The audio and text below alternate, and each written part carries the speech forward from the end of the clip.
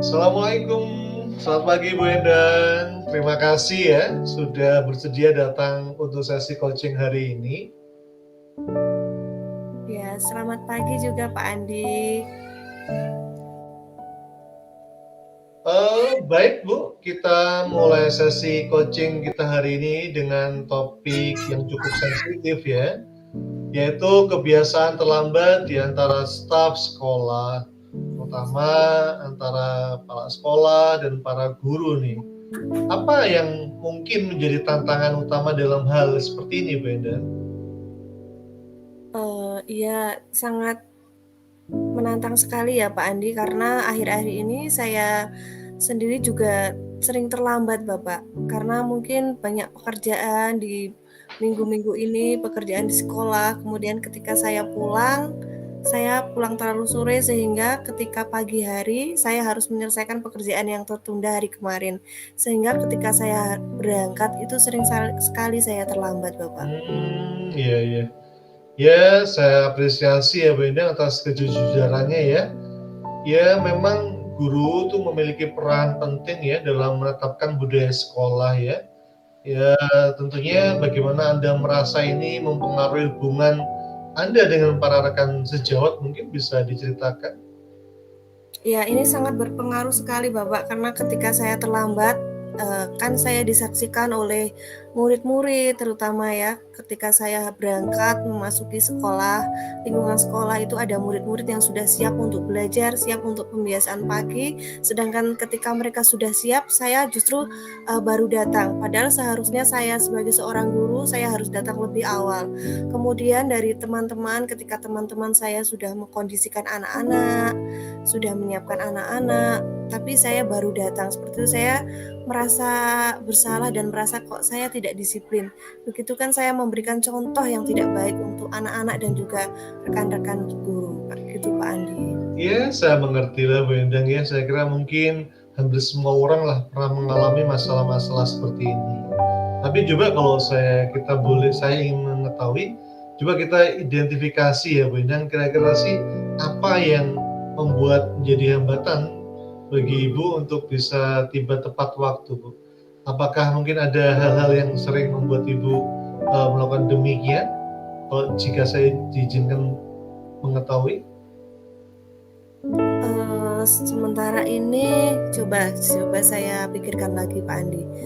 Saya seminggu ini mungkin sudah 3 kali telat ya, karena mungkin paginya terlalu sibuk dengan urusan rumah, mengantar anak sekolah, kemudian membuat saya jadi tergesa-gesa berangkat, dan ketika di jalan juga banyak hambatan, jadi saya datang terlambat ke sekolah Pak Andi.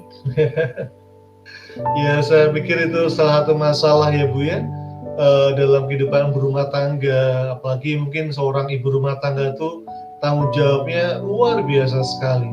Namun ketika ibu menjadi guru kan, ibu tidak hanya memiliki tanggung jawab di rumah, tapi juga ibu memiliki tanggung jawab di sekolah ya. Saya kira ini menjadi ya pemikiran kita bersama lah ya. Kira-kira Bu, apa yang bisa Ibu ambil kira-kira untuk demi baiknya semuanya Ibu, menurut saya? Mungkin cara terbaik saya supaya saya tidak terlambat adalah saya harus mengidentifikasi dulu saya terlambat karena apa. Apakah hanya sekedar pekerjaan rumah, ataukah bagaimana cara saya memanajemen waktu, atau bagaimana saya memprioritaskan apa yang lebih dulu saya dahulukan Pak Andi. Ya bagus sekali ya. Jadi emang kita bisa membahas skala prioritas untuk apa yang harus kita lakukan bersama. Kira-kira selain kita mungkin membuat skala prioritas seperti itu, ada nggak hal lain mungkin yang bisa Ibu lakukan untuk memperkuat dan membuat Ibu nyaman untuk berangkat ke sekolah?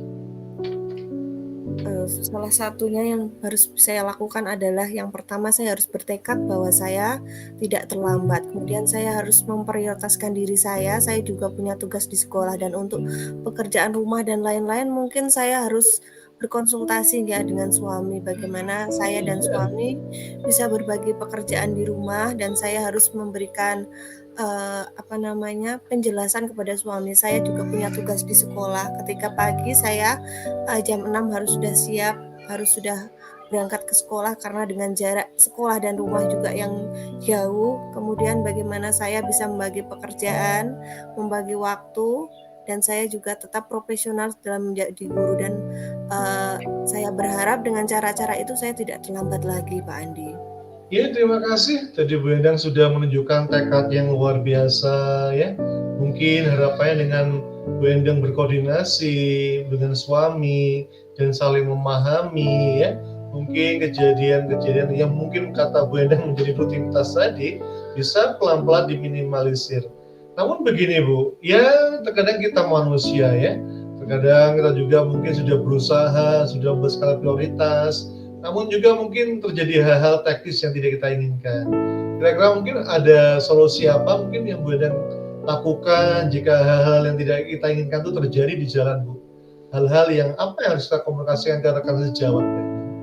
Oh iya, mungkin selama ini saya terlambat, begitu saya diam ya, hanya terus masuk ke kantor. Seperti mungkin kedepannya ketika saya terlambat, ketika saya ada urusan mendesak, misalnya seperti ketika anak harus mengantar anak ke sekolah, tapi mungkin karena kondisi anak-anak itu setiap pagi berbeda, kadang juga anak drama dulu, tidak mau sekolah, atau sedang sakit, itu mungkin saya bisa memberitahukan kepada kepala sekolah dan juga rekan guru.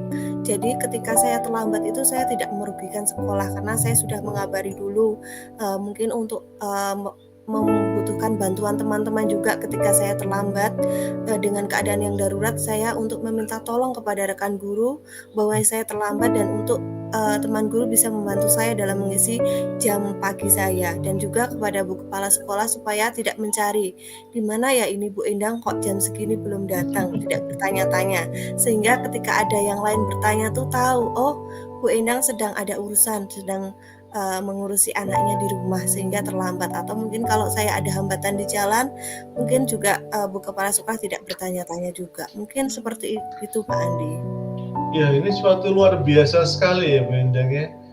Mungkin dari apa yang Ibu sampaikan, saya yakin dari hati saya yang paling dalam, apa yang terjadi selama ini mungkin bukan kehendak dari Bu Endang sendiri. Buktinya, tadi Bu Endang sudah memberikan beberapa solusi yang mungkin insya Allah bisa Bu Endang lakukan seperti itu ya.